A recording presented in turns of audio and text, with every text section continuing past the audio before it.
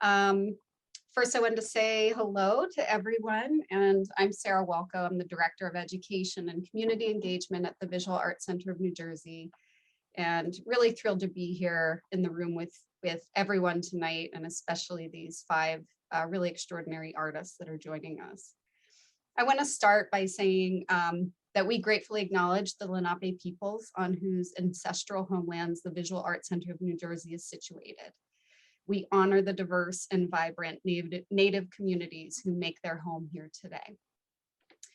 Also, in a moment, I'll be introducing Mary Birmingham, who is the curator of this show, Claiming the Narrative. And she's going to give a brief introduction of the exhibition, and then the five artists included in the show who are able to join us for the conversation here tonight will speak briefly about their own work.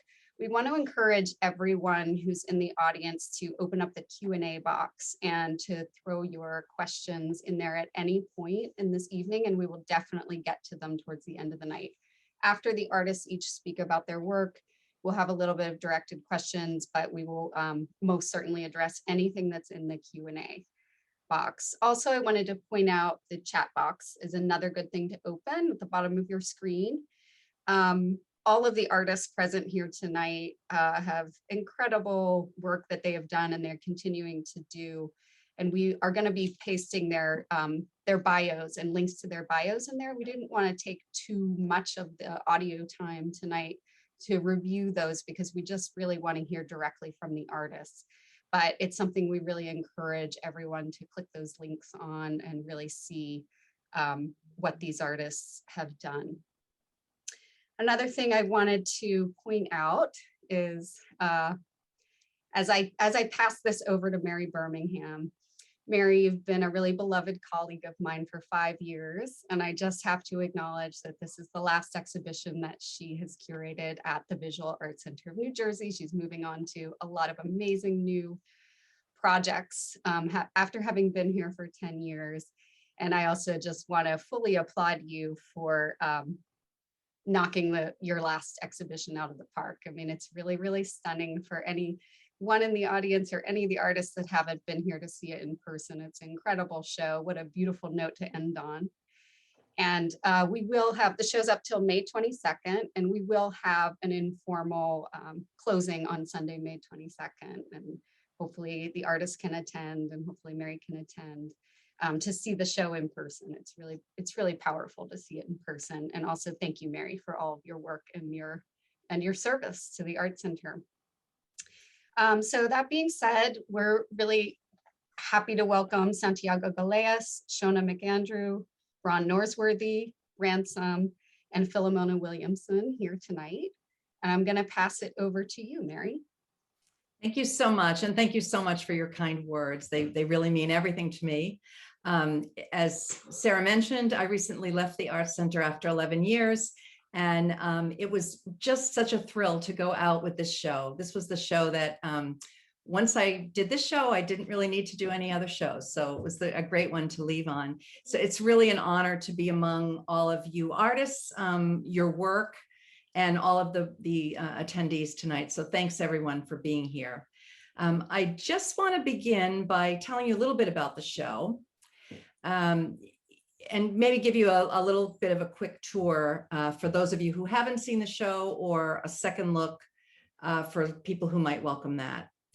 When you have the opportunity in a few minutes to hear from some of the artists in the show, I think you'll know why I included each of them.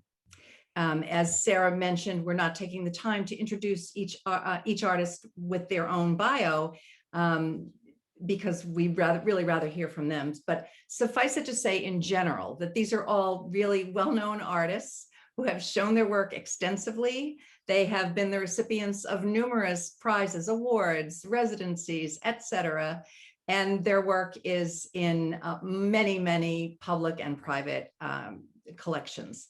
And if you would like more specifics, please look them up. You will be really amazed.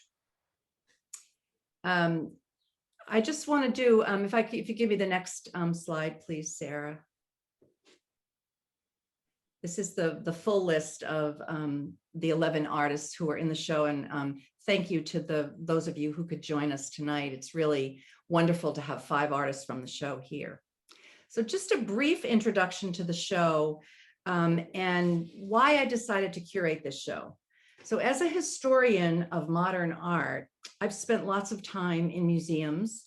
I've seen a lot of art in museums, galleries, at art fairs, and I've looked at a lot online and in books, all pretty much through, the established art world when it comes to the history of Western art.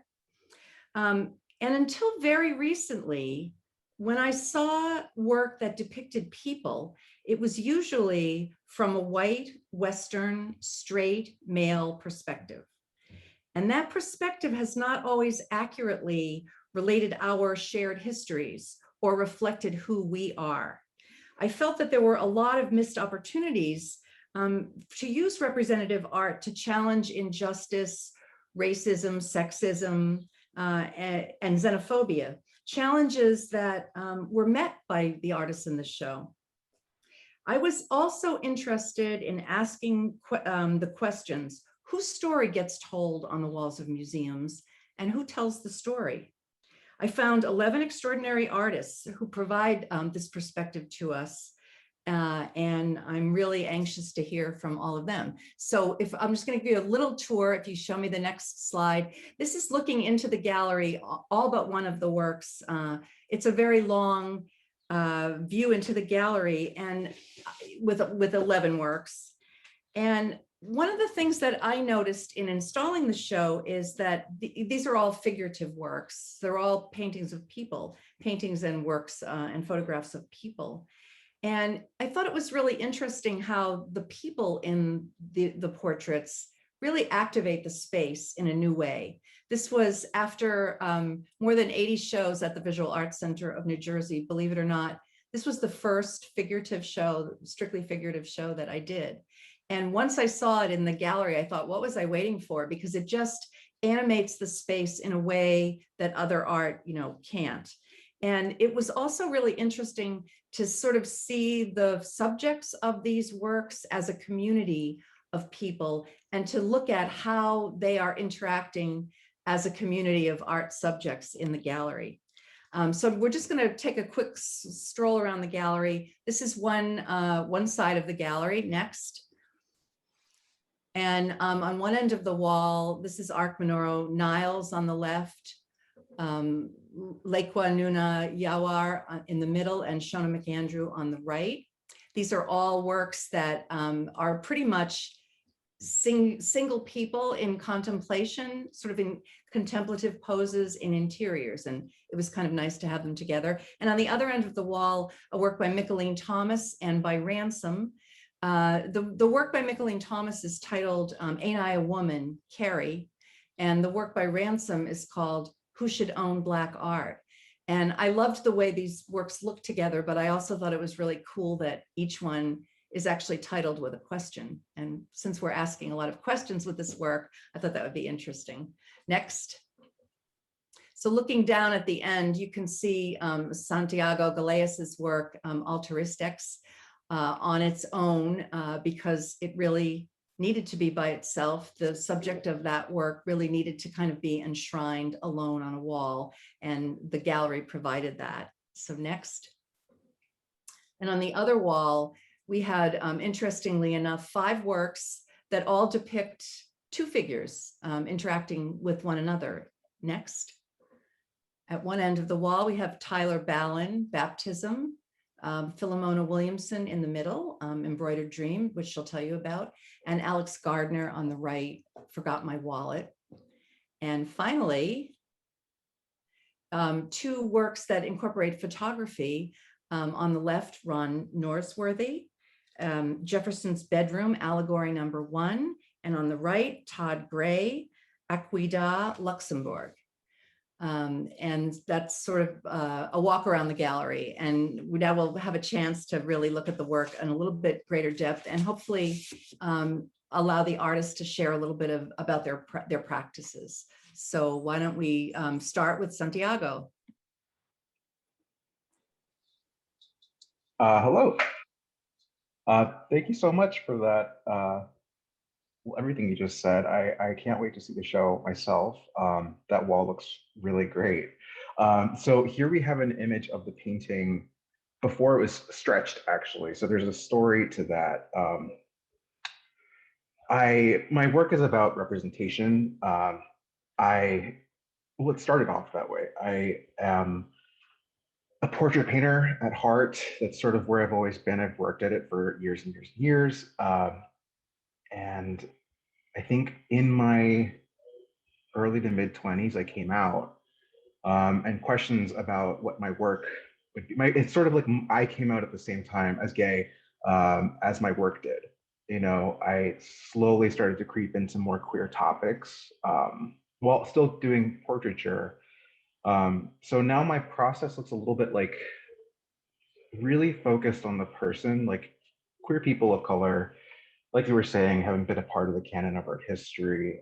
So I am just kind of filling up space with people in my community, and and a part of that is to be really personal with them. It's to interview them, to talk to them for like several hours, and during the pandemic, that's been like via Zoom. So I am getting to know people. Some are friends of friends, some are acquaintances, and often they're people in Philly, since I spent like 8 years in Philadelphia, so I have a lot of Philly people that I'm still painting. Um, yeah, so this one, I went off on a little tangent. This one started off during my graduate program at New York Academy of Art, but then the pandemic hit. So how long do I have? I don't want to ramble on too long. I think we were hoping everyone could do it within 5 minutes, but we have Okay, a little bit of leeway. sure. Okay, I won't ramble too much. Yeah, so that one was started in New York City, and my boyfriend and I ended up traveling to Scranton, Pennsylvania, well, the outskirts of Scranton, Pennsylvania, in the Poconos, and in this super rural area in the mountains, something I'm super unfamiliar with. And I brought my painting with me rolled up, because it's all I worked on, because I was still in graduate school. I was taking classes on Zoom, um, and I took it with me, and I started to paint from life. I started to that background, in that painting in the exhibition. It was something that was in front of me. I was painting in a barn, in the Poconos, and I just kind of constantly asking, like, why am I so uncomfortable here? Like, there were Trump signs everywhere. Um, you know, my boyfriend and I were like, it was the pandemic, so we were still, it was the beginning of the pandemic, so we were still like not in public much, but still just kind of this uneasy place of like, are we safe here? Like, we're safer from the pandemic, but are we safe here? Um, and it made me question the idea of queerness in cities and not in nature. Um, like, queer people tend to migrate to cities to find each other, to find safety in numbers. And I was wondering, why why are we so distant? Or at least myself and the people that I'm painting, like there's a disconnect between like the natural world and our, where we end up usually. So what I try to do is reconnect, queer identity, who these people are, and find like like not algorithms, analogies between, nature and their own experiences. And usually when I'm interviewing them, I'm painting sort of the intersection of our experiences. So Candy, my model here, is Latinx, they're non-binary, they're Mexican and Honduran, and they're an altaristix, which is a gender neutral way of saying an altarista, who's a person who works in the ancient, like, indigenous art of altar making.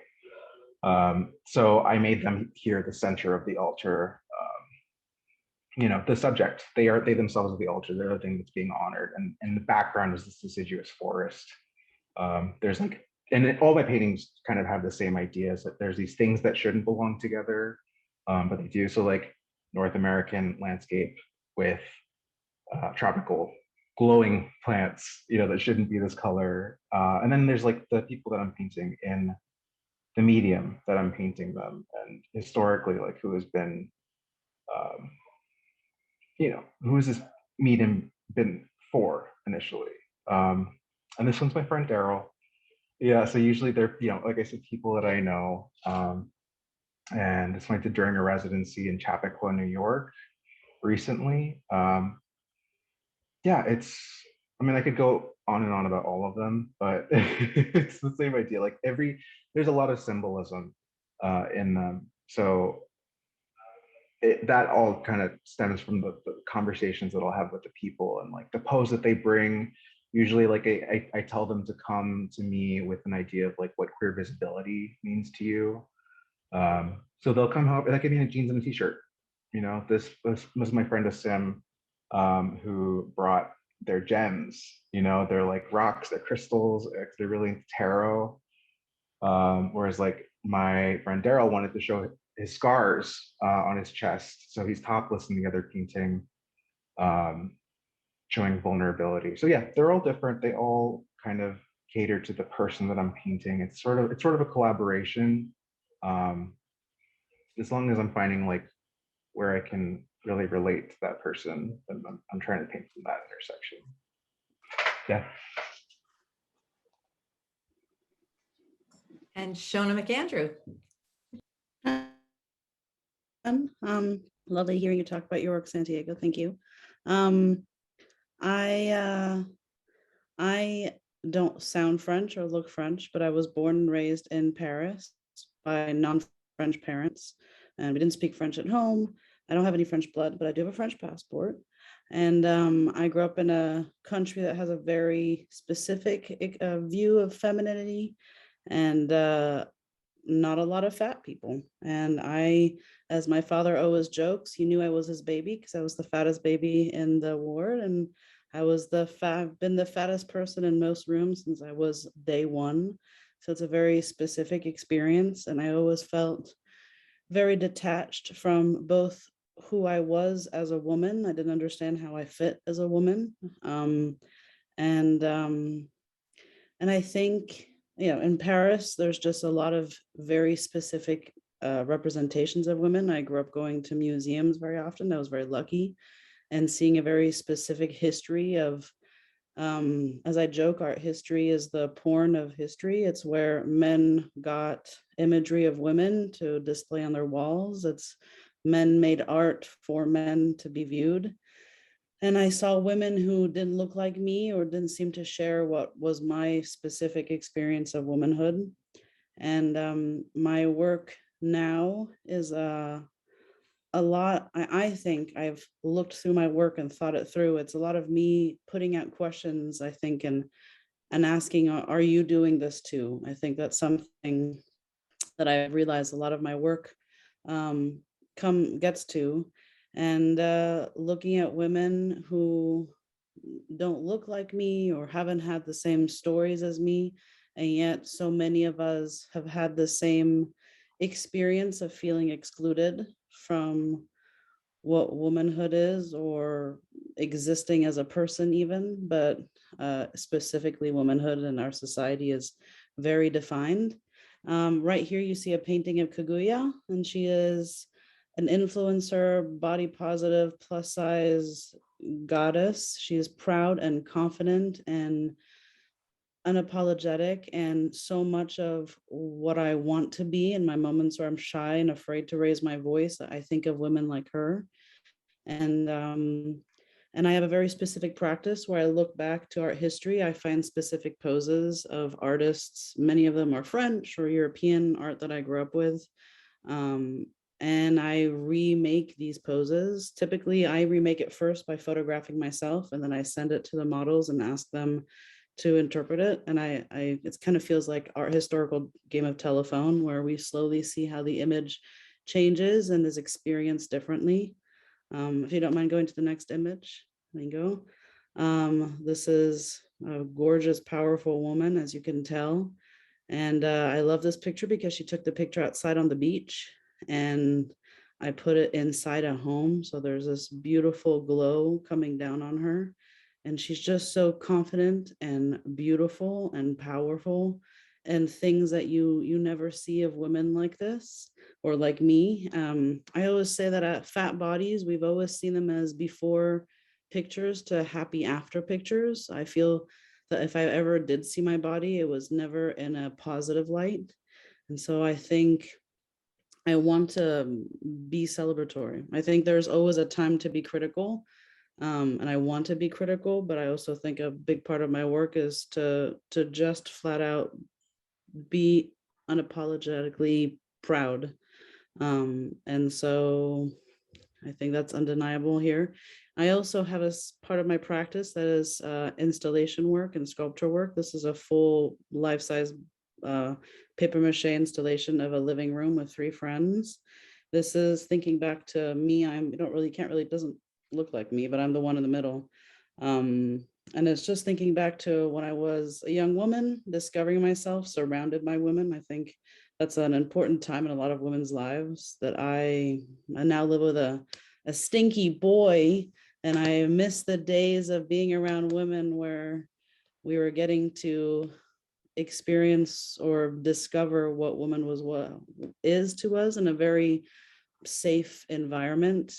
As a fat woman, I never felt like pink was a color I could love, because I never felt allowed to be feminine and allowed to enjoy my femininity. And now that I am 31, I've decided I love pink and I just want things to be pink, and I'm okay with it. So you can see me being a bit tentative here. I wish if I could go back, I'd make it really pink, almost nauseously so. Yes, next.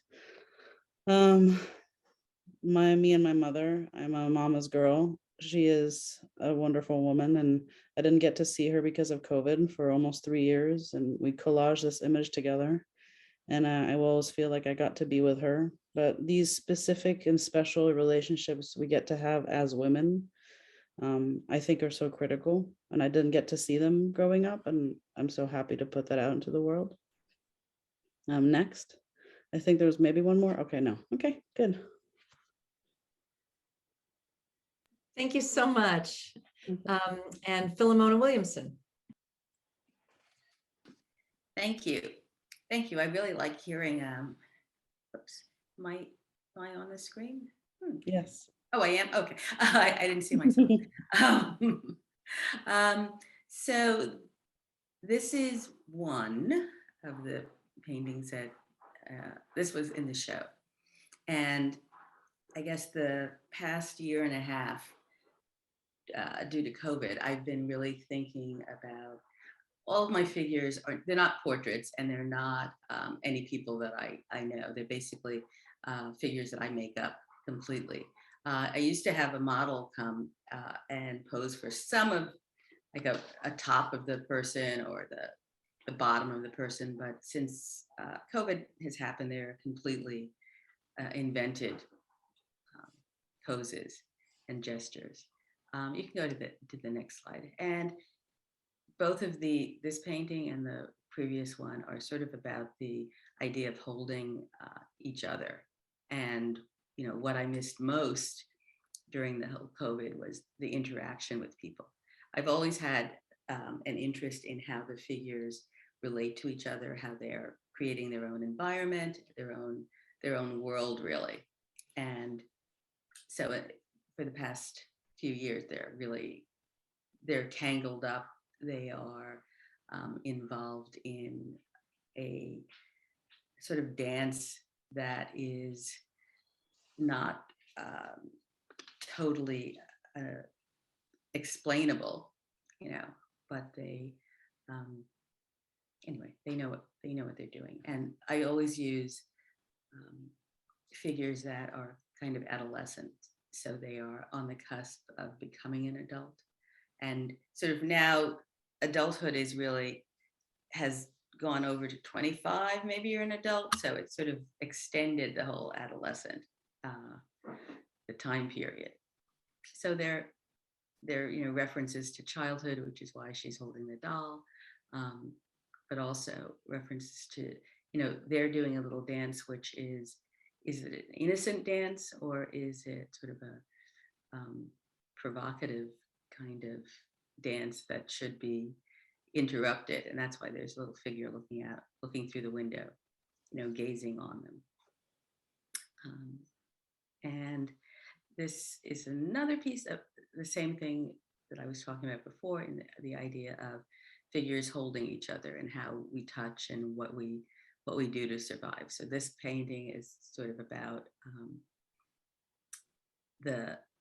it's called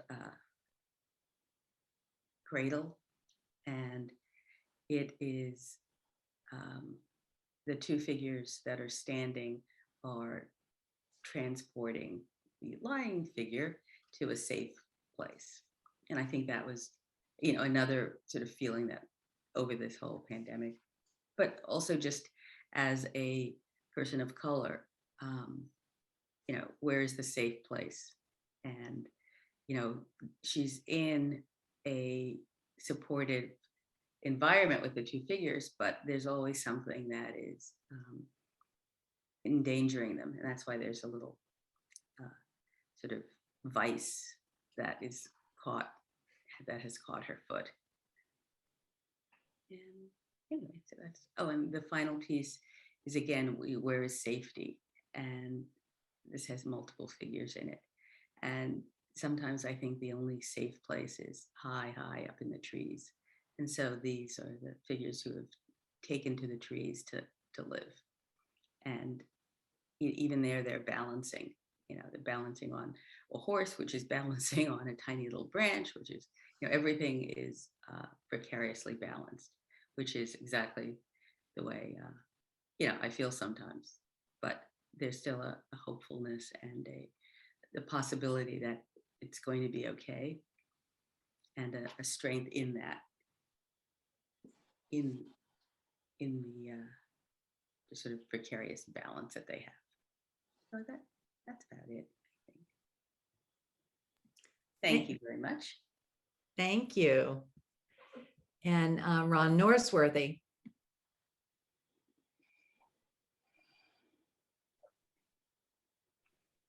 There, I was muted, sorry. I just wanted to say how much I've enjoyed hearing the other artists talk about their work. This could go on forever, and I would soak up every moment of it. So it's a real honor to be in the show with these fellow artists and the ones that aren't represented here tonight.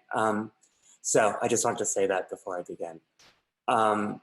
My work, and this is called Jefferson's Bedroom Allegory #1, is about storytelling, and literally its construction is also about how we tell stories and the way that, the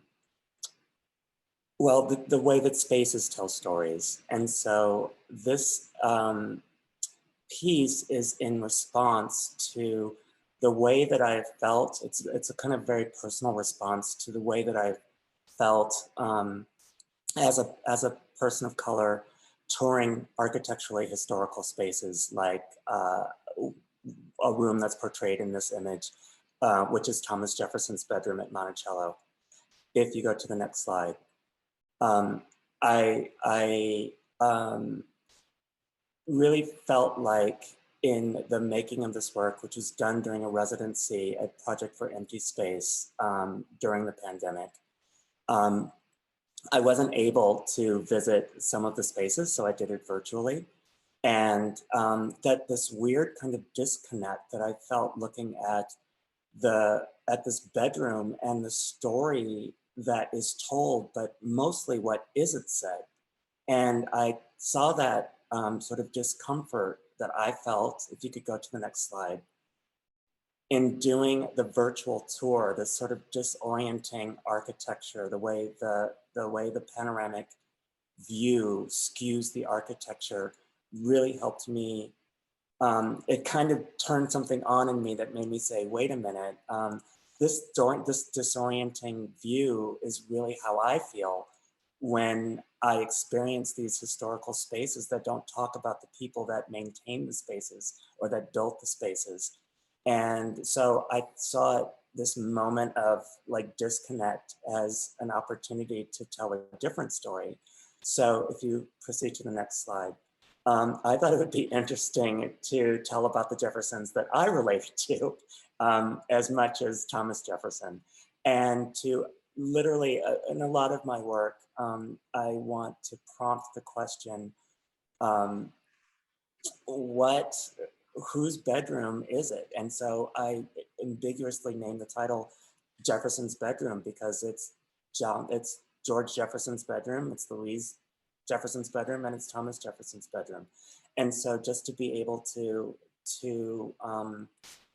be able to say something about it and literally use the room and the architecture and the way that I portrayed the architecture of the space in this disorienting way was very kind of important to me to be able to do in the piece and convey a different story. And then this is a detail from the work. The work is allegorical, so there's a lot of symbolism, as in the other artists' work in this exhibition. And there's, the close-up of a mirror, which and a magnifying glass, and an extinguished candle, and a fertility symbol. So if you go back, Sarah, to the original image, you'll see that there is a way, to me, the mirror is just a metaphor for a way of seeing. How do we see the story? How do we see who's telling the story? And then you see a picture on the right-hand side of the composition that is Harriet Hemings, who is the granddaughter of Thomas Jefferson and Sally Hemings. So I thought it was, if I'm going to tell this story, I wanted to have Black people in the room. I wanted to represent the people that actually made the draperies and the furnishings that inhabit this room, and speak to the invisible labor that made this whole farm and operation work. That is not described when you take one of these tours. It hasn't historically been described. So I kind of wanted to center a different set of Jeffersons in telling the story, and then ask about who gets to tell the story. And you'll see that the images are, this is not a flat image, it's actually photographic collage. So the images sometimes are laid on top, but it's my way of talking about emphasis, and it's a way of describing the idea that the more a story is told, the more it becomes the truth. And so I repeat some of the figures to put emphasis on them, but also in another way to describe the sort of dual consciousness that W.B. Du Bois spoke about, but also the kind of way that we have to hold in the same space different truths and different perspectives. So that's why the characters, the figures sort of drift off of each other. It's my way of sort of describing that.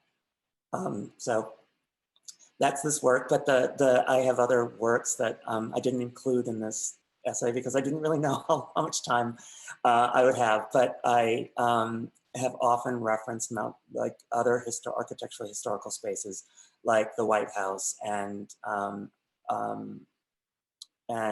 George Washington's Mount Vernon.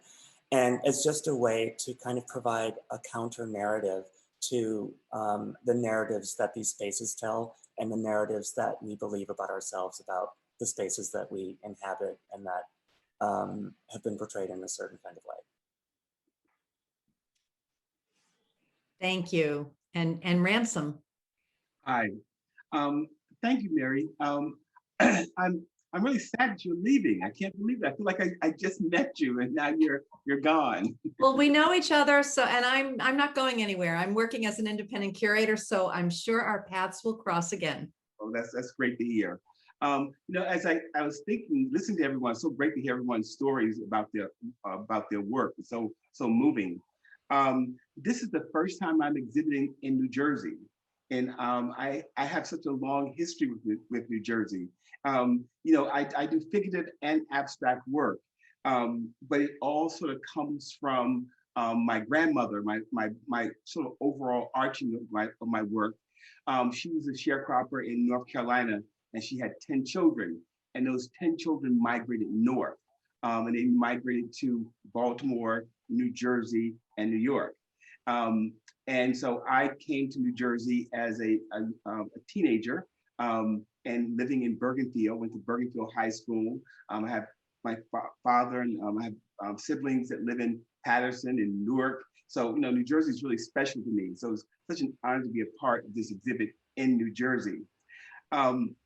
So my work also continues with those people who grew up in the North, in those cities, and then their children who are now, of all things, moving back to the South.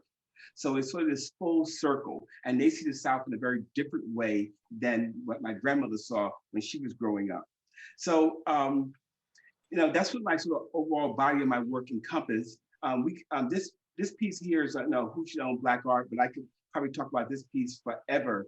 But the most important thing to notice about this piece is the woman who's holding the quilt, which is probably almost the last thing you see, because that Kerry James Marshall piece is so dominant, and what she's doing is usually seen as craft because it's done by mostly women and not really respected as art.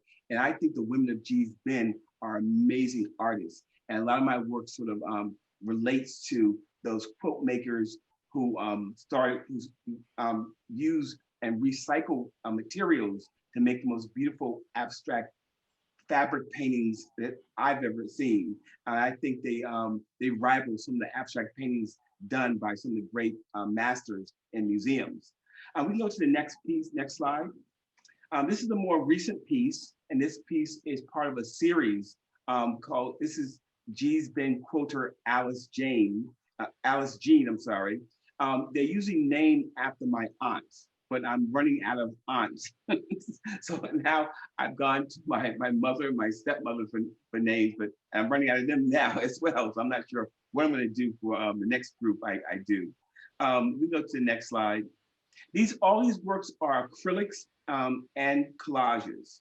This is a series of paintings of children, and these children were either migrated to the South, migrated to the North with their parents when they were very young, or they were born in the North. And all of them have names of cities that most of the African Americans moved to. So there is a Patterson here, there's a Brooklyn, there's a Newark, and other names as well. And the question usually is why they eat ice cream. So these kids, well, before the migration, African American kids were couldn't really go to school because they had to work on farms, so they only went to school part-time. But once they moved to the North, they were able to go to school. And also, this is a time where television is being invented. They're having to have access to magazines and books. But what they're doing is basically consuming white culture because they're not really in any of those books, are not really seen on television, not really in the sort of the media. So the ice cream represents consuming white culture. And this is part of a painting, part of a group of paintings I'm doing for an exhibit in Albany that's going to open next year around this time about the Great Migration. So there's also going to be some other references to an ice cream truck and the whole sort of the entire migration movement. Let's see the next piece. And this is about redlining. And so we have, I've been doing research and discovered, I just couldn't believe when I discovered that redlining goes back to Roosevelt and the New Deal, and they actually wrote in housing the development of redlining. And so this explains the reason why we have the ghettos that we have in the North. Blacks are not allowed to move into certain areas. They have to stay in these confined regions on top of each other. And so the redlining sort of demonstrates that by the fact that it's like, and also the paperwork you have to go through in order to sort of try to buy a house. It's like going through a maze. And we see this young man who's walking on a tightrope, and he represents entertainers, performers. You notice the hat he has on is sort of a performance hat. The socks he has on represents sort of like basketball players, socks they would have on. And so no matter what your status is, if you are entertainer, if you are executive, that's the shirt represents the fact the executive. If you are athlete, you still sort of have to walk this tightrope on the worlds you live in, the black-white worlds that you live in, as well as this sort of where you lived. You know, Nat King Cole, his first house that he bought outside of a black neighborhood, it was really sad the amount of pressure put on him to leave that neighborhood, but he stayed, and other people followed. So that's sort of what my work is about. I went over my time, I'm sorry, but it's on to you, Mary. That's really fine. It's interesting. We don't have to talk about it now, but Ransom, you need to talk to Ron Norsworthy about Cakewalk, because something about, you guys have to have a conversation about that. Ron, I'm sure you know what, just looking at that last work. Thanks to all of you. And I know it's really hard to just pull out, a couple of slides, and your work, your practices are all, much more complex, and we're only seeing a little part of it. But I would love to, if we're not getting too many questions from the audience, I do have some burning questions I'd love to ask. The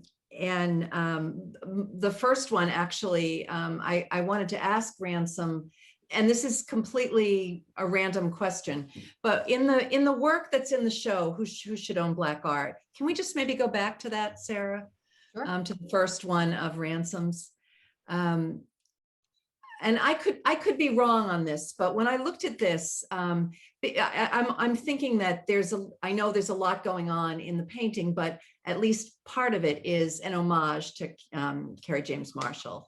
And I'm wondering if you're painting Black people in your paintings, and in this particular one, the two figures are painted, their flesh tone is so similar to the way, he's so well known for using this really, beautiful black in when he's painting figures. And I was wondering if that was a conscious decision on your part in this painting, or. It's absolutely a conscious decision. Oh, okay. I wish I always admired his work. And years ago, I started going to galleries, and you go through an entire museum, and the only piece you would see would be a Kerry James Marshall. And I knew so little about him, but I just was so excited whenever I saw Kerry James Marshall in museum. And it just made me smile. Like, yes, one piece. Well, I know who did that piece. So when in grad school, I started reading the books that I've been having in the studio for years. Of course, I went to the show at the Met when it was there, and just blown away. And when he writes about the reason why he paints the people, the color he paints them, I felt that was something that I want to continue, and I disagreed with almost everything he said. I can't paint my people dark enough. There's something about the beauty of Black, and also the fact that when you walk into a space, I want you to know that these are Black people with no question. So yes, I do adopt that. But he's not the only one. Romare Bearden did it. Betty Saris did it. A lot of other people have done it also. He's just made it something that he's continued to do in all his people, and I really admire and am excited about that. And my people sometimes turn a little grayish, a little brownish, but ideally that's what I'm going for. Always I'm going for that dark color.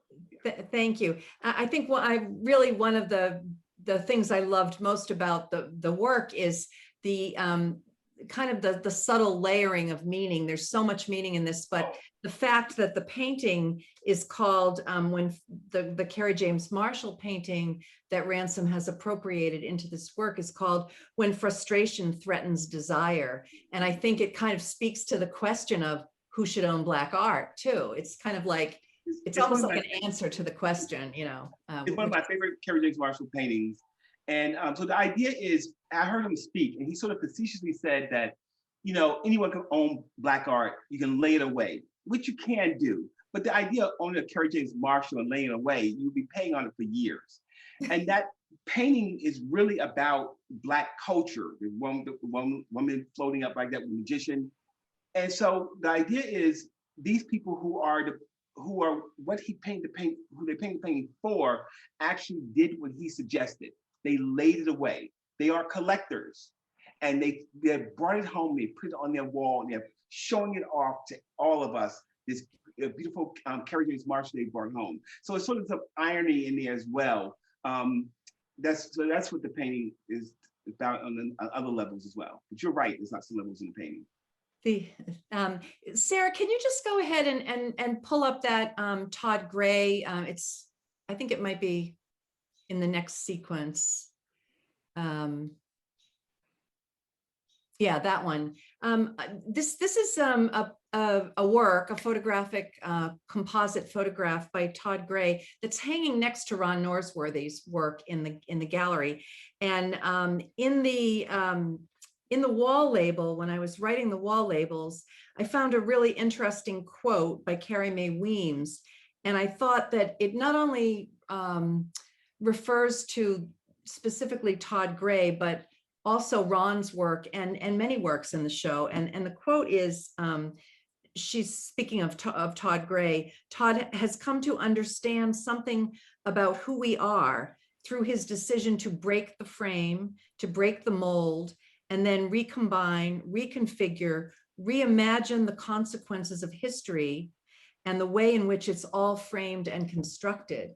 And I think, you know, to the point that Ron made, and I'm sure that many of you have felt is, you know, who is telling the story, and, you know, whose story is it? And it's so relevant who's telling the story. And I just felt like, you know, we all need to hear more stories.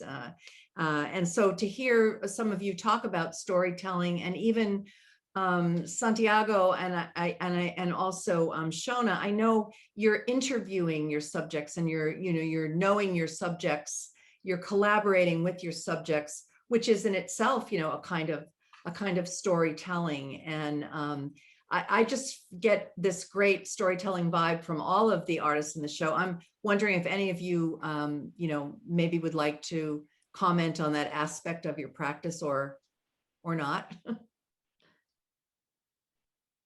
That could be anyone.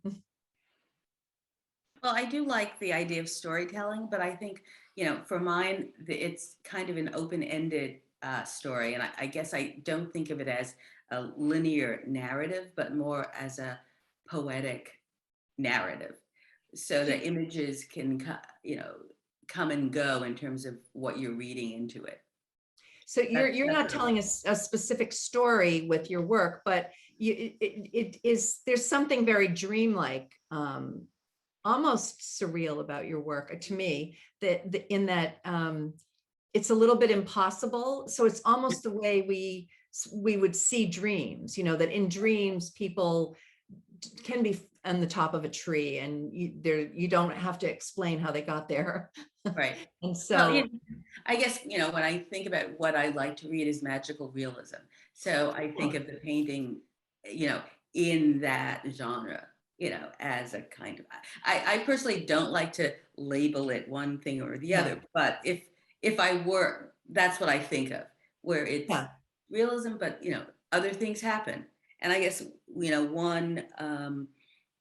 one sort of quote that I always hear in my head from this woman that I knew, as a child, she would be telling a story and it would go on, and she'd be talking about somebody, and then she'd say, yes, but what is the rest of the story? And so, you know, with my painting, I always think of, yes, but what's the rest of the story behind here? Yeah, so that there is always an open-ended questioning about it, which I think keeps the painting much more, the viewer is involved in their relationship with the painting, because they're like, oh, wait, what, I see this now. Oh, wait, something else is happening. So there's a real dialogue between the viewer and the painting. That's interesting. This show could have been called The Rest of the Story. I would have been happy with that title. We do have a question from the audience. How do you as artists determine where to turn your factual research into visual metaphors? Do you find a line between being too literal with narrative and too vague? That's for anyone who'd like to tackle that one. I can just quickly go. I title, as for now, all my paintings just with the name of the women I paint. I like the directness and the honesty of who they are. I'm very interested in that specific person. And the fantasy is perhaps it being morphed and playing with art history. But I like the directness of it. And I think we all have to accept who we are as a person. I am very honest and genuine, and not that you don't have to be. I'm just always saying what's on my mind. And I think that comes with sometimes being very literal. I seek a bit more magical realism, and the beauty of the work we've been looking at. Sometimes I want a little bit of that medicine for my own work. But as for now, the questions I'm asking are just who else is out there. And as for now, it's all very straightforward. It's these specific women. I think that with my work, I do a lot of research, a lot of historical research, and it's something that I just personally do in my life, but somehow it sort of translates to my work as well. And so I use sort of the facts as they have been presented as a point of departure. So it's a way of imagining a parallel or an alternative reality that for me is as equally real as the facts. And I put them in quotes because I think that it depends on who's presenting the facts. It's, I don't know. When I think about Jefferson's bedroom, I think I'm really asking a very serious question. How do the characters, which are totally made up, have the same name as Thomas Jefferson? I think that prompts some very interesting dialogue, and I would like my work to sort of occupy that space. But I think that sometimes I think for me all the time, being able to move between a pop culture references and historical references and use them sort of in a very intentional way, but also in a very irreverent way. I literally don't care. I think that there's been a lot of obfuscation in the telling of history. And so to be able to address that quite directly in my work and even be absurd about it, but to me, it's not absurd. I've heard some people describe my work maybe as being kind of fanciful or telling a joke, but it's actually not. I don't see much funny about what I've portrayed, but it tells me a lot about the folks that might see it as being funny or being light. Because I think that for a lot of us, our education, our pop cultural education is as important as other educations that we've received. So to be able to modulate and between the two worlds and be able to tell a new story in a new kind of way. So my work is not only, I'd like to kind of answer that question that Philomena answered also, because that's really interesting to me. I think that I'm not telling a story necessarily. I'm dropping you in and asking you to participate. What do you see? And I think the viewer helps complete that because I'm suggesting, I've frozen, it's almost like a movie that hasn't been made. It's a prompt, I'm suggesting something. And then it's up to the viewers to kind of complete that dynamic. And that's what kind of keeps the work. That's why I plant all of that symbolism in it, the sort of references to seeing and how we see, and then the layering as a metaphor for how we tell stories. Yeah. So I'm just suggesting, I'm just making suggestions when I portray a story. I thought that there's an interesting parallel with Santiago's painting that also is incorporating, symbolic references that are cultural, natural, but this mix. So that's a little bit in a lot of the work that's a little bit impossible it's impossible that, like you mentioned before, that you'd have deciduous trees and tropical flowers. It's impossible that George Jefferson would be sitting on the bed in Monticello. But isn't it great when an artist shows you that, what if, that there's a lot of, Ransom and I talked about that with his painting, like, what if somebody really could buy a Carrie James Marshall painting? It's something, it's really about possibilities, and where that can lead. And it's always, I'm always just so blown away that with the ideas that artists come up with, like each one of you comes up with such an original approach to the kind of work that you make, and show us, as someone said, the rest of the story, that there's so much more to the story. And when Shona, when you said you go to the museum and you only see one kind of woman, one kind of beauty, and that's so true about so much. And I think that the really important work that artists are doing today and have been doing for a long time is showing us some of these other alternatives. Anyway, that I should shut up and let you talk.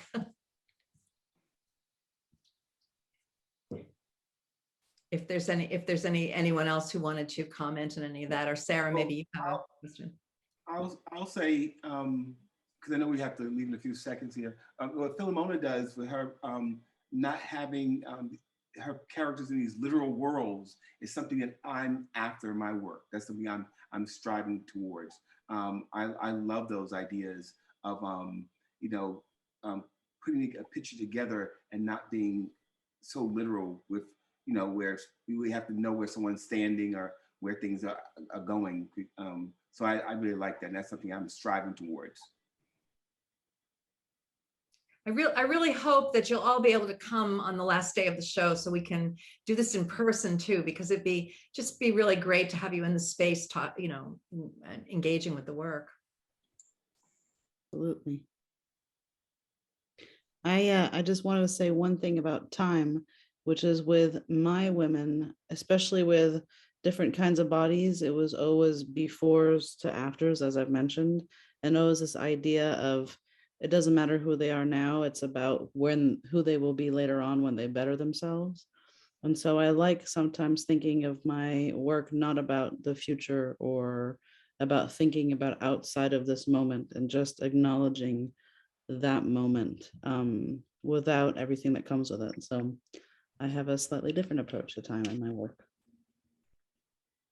One thing that when you are in the space and you're surrounded by all of the paintings, there is sort of a cacophony of sound that's going on, and it really feels like, that in each painting they're talking and they're so this is going on over here, and it varies. Some is a little bit louder, and then whispering, but you really, I had the privilege of being in the gallery when there were just a few people, and then when there were a lot of people, and there was a real excitement, and that you actually are meeting people when you're looking at each painting. So Mary did a wonderful job, I think, with the curation and the installation. It really fills the room.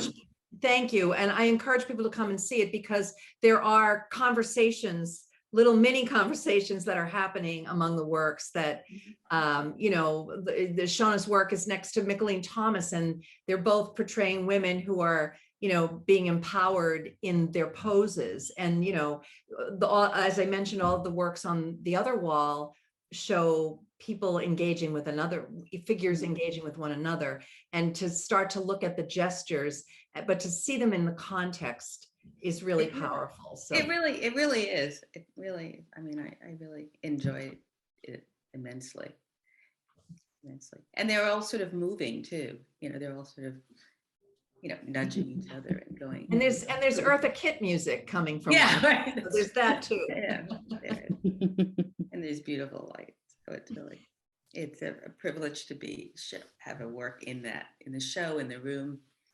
It looks great. Okay, so, Yeah, oh, sorry, Santiago, did you want to add to that? Just super quick. I think, we're artists and we are very lucky to be able to sort of have these ideas and display them in a visual way and have people react to them and have these conversations. And I appreciate the last question too. It's given me a lot to think about. Yeah, it's a real privilege to be in this position to have these conversations and to hear from all these other artists as well. Yeah, so just that's a Thank you. Yeah, absolutely. Wonderful to hear from everyone and just your authenticity that's just emanating from this room. Really powerful. One of the things I was thinking about is, and I forget who the quote comes from, but hope is the question, what if? You know, that's what's rooted in hope. Like, what if there's this possibility? And that seems like that's really inherent in all the work here. I also heard a beautiful phrase recently by Eugene Peterson, who's talking about how we approach our visual mythologies, how we approach metaphors, and basically you can state something that absolutely is, and then it also contains everything that's not being said or not being seen. And that is the space that activates the imagination of the viewer. And that's the power of the metaphor, and that's the power of the visual mythology that's completed by the viewer. And I just thought it was such a powerful way to state it, and certainly something that's very present with all of your work. So thank you all so much. Mary, did you have anything to add? I know we had kind of talked about going through some of the images of the artists that couldn't be here tonight, but we're already a little over time. I think the hopefully I can encourage everyone to come and see the other works. But I'm really happy to hear from the artists who are here, and I feel like we got a really good sense of their vision. So no, that's I certainly couldn't add anything. I just to thank everyone. Yeah, thank you all so much. And again, I'll be sending an email and we'll be advertising to all of our attendees too. We're going to have a closing on Sunday, May 22nd. So that'll be the last day of the exhibition. If you can come in person, if you want Bring your friends. Yeah, bring your friends. That'll be like the last day to see the show, Sunday afternoon. So hopefully you can all attend. And thank you all very, very much for coming. Thank you. Thank you. Thank you, Mary. thank you. Nice to hear from everyone too. Absolutely. Really nice. Great. Good night. Good night. Good night. Bye-bye, everyone. Great holiday, Nice to meet everybody. everyone. Yes, thank you. Bye-bye.